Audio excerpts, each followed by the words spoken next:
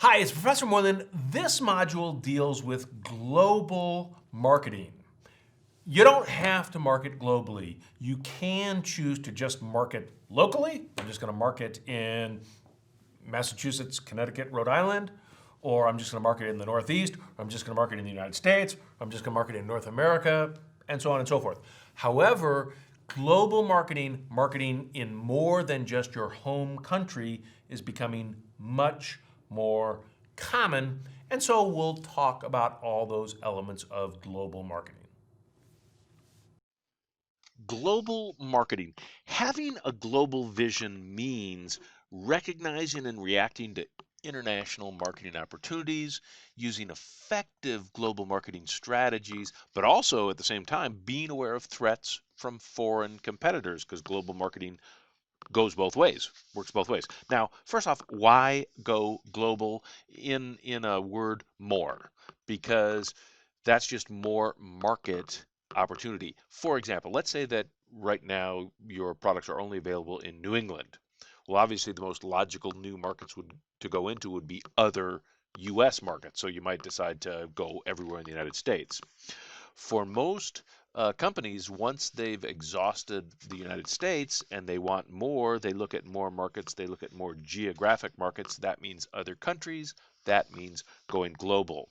Who's the number one country that U.S. companies trade with? Well, until 3 years ago, it was Canada.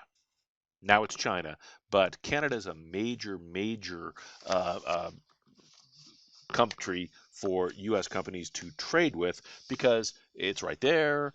The language is the same for the most part.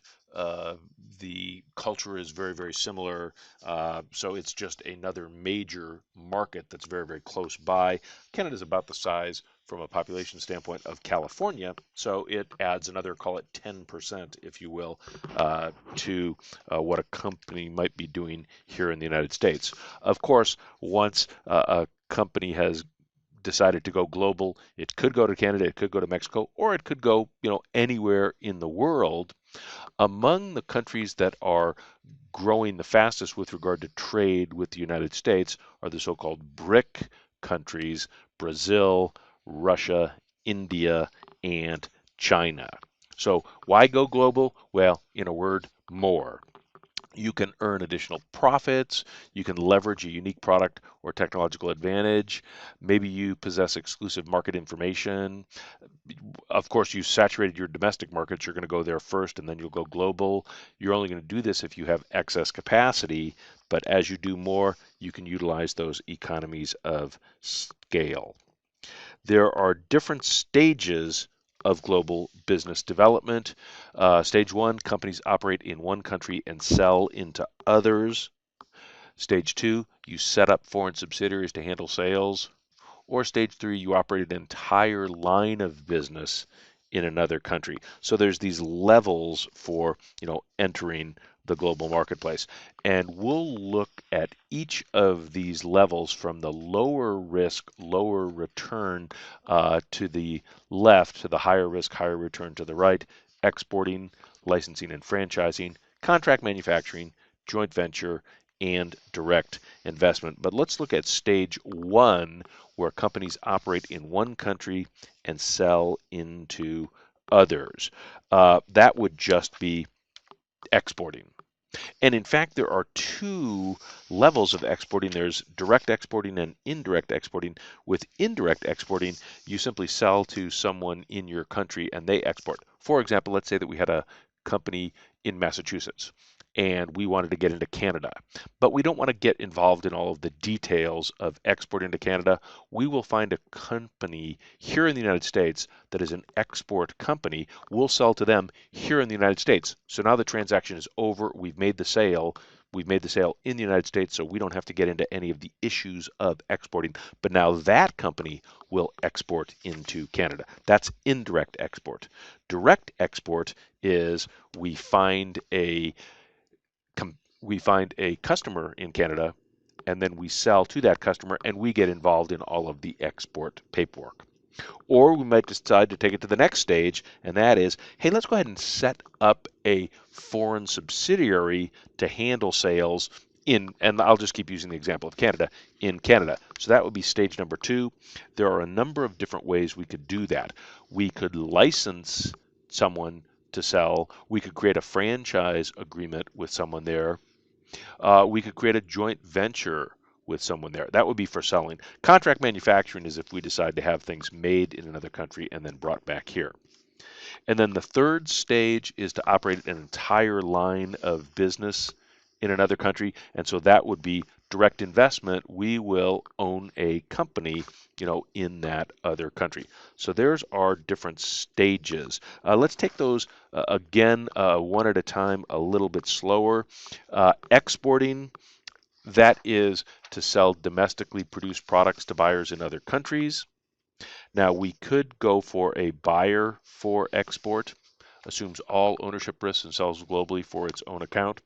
That would be our indirect. Or we could go through an export broker, plays the traditional broker's role by bringing the buyer and seller together. An export agent acts like a manufacturer's agent for the exporter in the foreign market. Licensing and franchising, legal process allowing use of manufacturing patents and knowledge. Contract manufacturing, private label manufacturing by a foreign country. Joint venture, the domestic firm buys or joins a foreign company to create a new entity. And finally, full-blown direct investment, active ownership of a foreign company and or manufacturing facility.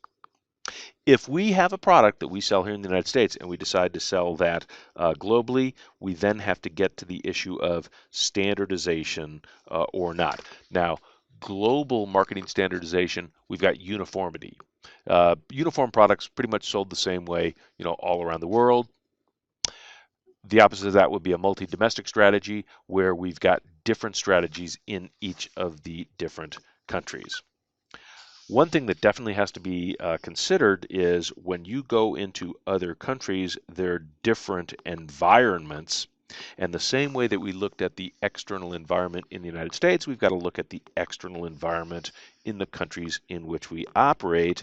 And of course, the external environment includes culture, economic development, political structure, the demographic makeup, and natural resources. Culture, the common set of values shared by citizens that determine what is socially acceptable. Some factors to keep in mind when dealing with different cultures. Language, that's obviously a huge one, and cultural idioms. Customs and traditions, and values and expectations within the country. Economic factors, and we can break this up into the level of development. Developed countries have complex, sophisticated industries. LDCs, or less developed countries, are more basic. If we decide to go global, the very, very first step is to create the marketing mix, developing a thorough understanding of the target market. However, global marketing research is conducted in vastly different environments. With regard to the standardization, if we have the same thing everywhere, we've got the same product, the same message, that is complete standardization. Or we could keep the product the same, but change the message. That would be promotion adaptation. We could keep the message the same, but change the product. That would be product adaptation. And we could change both. That would be product invention. One of the key things with regard to marketing in other countries is the very, very big differences in distribution, or the place component. Adequate distribution is obviously necessary. One problem that often occurs is lack of distribution infrastructure. That can be a big problem. In fact, in class, we'll talk about problems that Walmart, the big successful US retailer, had in going into both Germany and South Korea. Logistics, shipping costs, those can be a challenge as you move overseas. But global trade has added to all those strains and charges from all forms of transportation. With regard to pricing, remember you've got additional costs, so you've got to consider the transportation and insurance costs, taxes and tariffs. You've got to think of the demand curve, if you will, so determine what customers will spend, make sure that they'll be able to pay that price. If we need to lower the price, we may have to simplify the product. The same way that the internet impacts marketing in the US, it impacts marketing everywhere.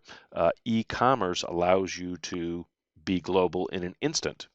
The internet-based economy uh, also still operates in that environment that is hindered by the same rules and regulations of bricks and mortar companies. Now, let me give you a little bit of my global experience. I've got global experience with each of the three major companies that I was with.